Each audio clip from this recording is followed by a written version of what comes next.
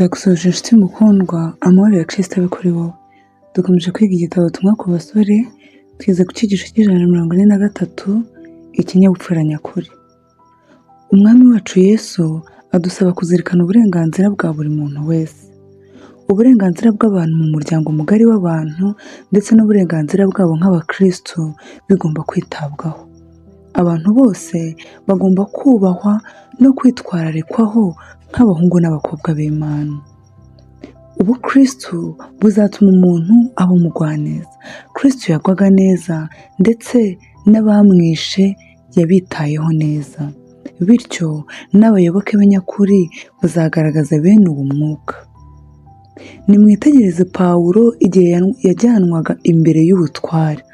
Amagambo yavugiye imbere y'umwami Agripa ni urugero rugaragaza ikinyabupfura nyakuri kimwe n'imvugo irimo ubutyoza no kwemeza abantu.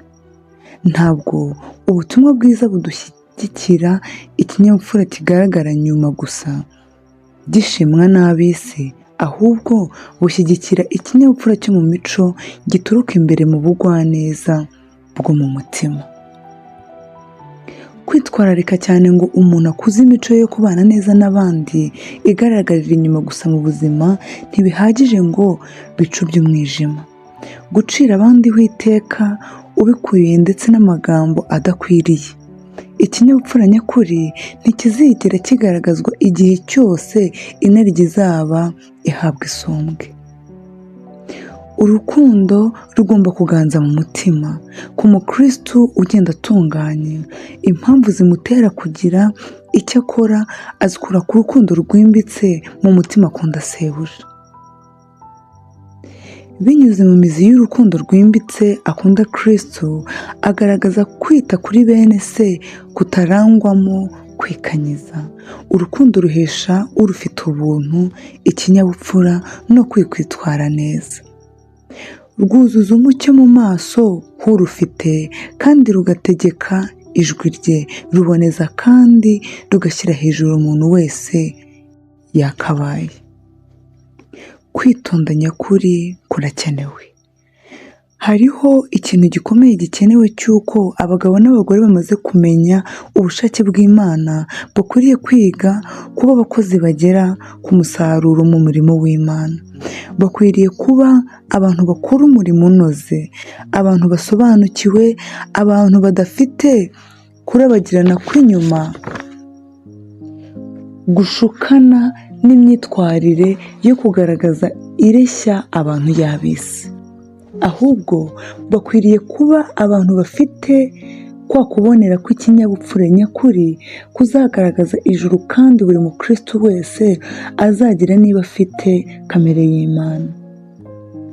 Kubura k'ubupfura nyakuri no kubonera kwa gikristo mu bubahiriza isabato biraturwanya nk'ubwoko bw'Imana kandi bituma ukuri twamamaza kutaryohera abantu.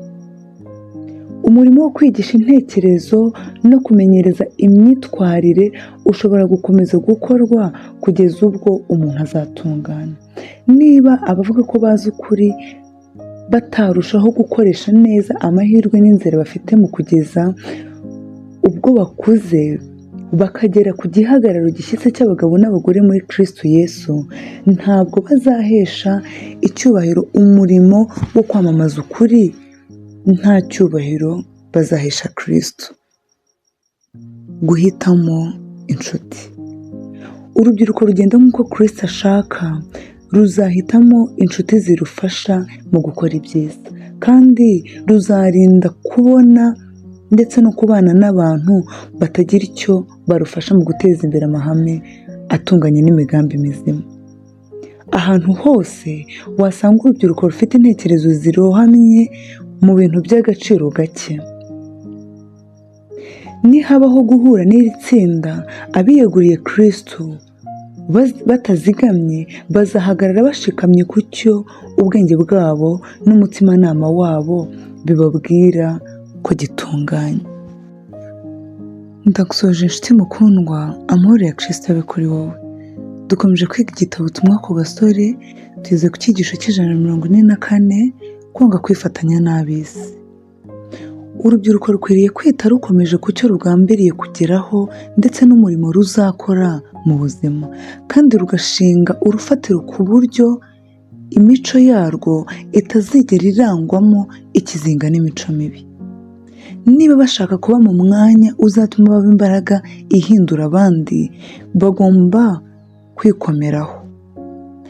Akarabo ko ku kiyaga gashora imizi yako hasi cyane munsi y'imyanda yo ku nkombe cyangwa munsi y'urubobi, maze binyuze mu mubyimba wako ufite utwenge kakabasha kuvoma ibitunga kandi bifasha gukura, bityo kakazana uburabyo bwako bwiza cyane bugaragara mu bundi butatse inkombe z'ikiyaga. Aka karabyo kanga ibintu byose byakangiriza cyangwa byagahindanyiriza ubwiza bwako buzira ikizinga. Dukwiriye gukura icyigisho kuri ako karabo, kandi nubwo dukikijwe n'imbaraga zihindura zishobora kuganisha mu kwangirika kw'imico mbonera maze zikarimbura ubugingo, dushobora kwanga kwangizwa nabyo, maze tukishyira aho kwifatanya mu bibi tukazigera kwanduza imitima yacu.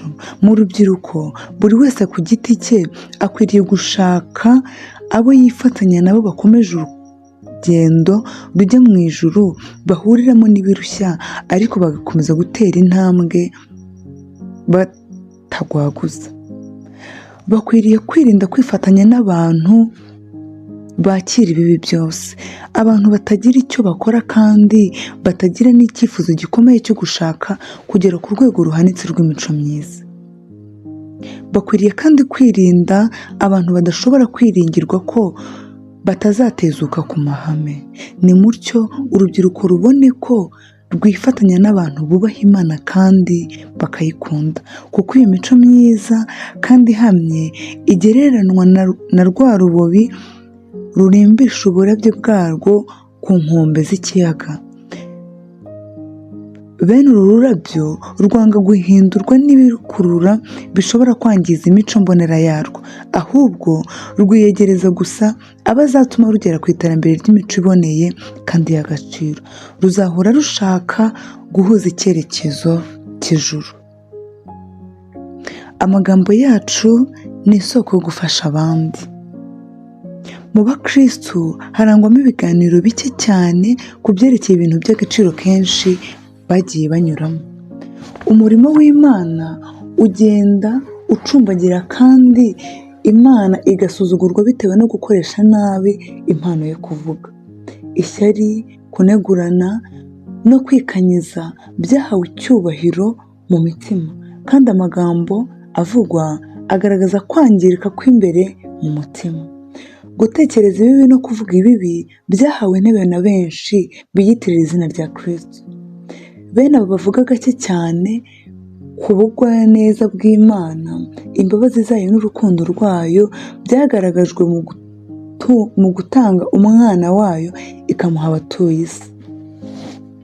Mbese ibi Imana ntiyabidukoreye? None urukundo rwacu rwo kuyishimira kwacu ntibyari bikwiye kugaragarira mu byo tuvuga? Mbese ntidukwiriye guhagararira ko amagambo yacu aba isoko y'ubufasha no gukomezanya mu mibereho yacu ya gikristo? Niba dukunda Kristo by'ukuri, tuzamwubahisha mu magambo yacu. Akenshi iyo abatizera bumva amagambo atunganye yo gusingiza Imana no kuyishima, baratsindwa kandi bagahinduka. Imbaraga ihindura dufite. Urugero rw'umukristo utanga, imyitwarire ye ndetse n'amagambo ye bikwiriye gutera umunyabyaha gukangukira kwifuza gusanga soko y'ubugingo.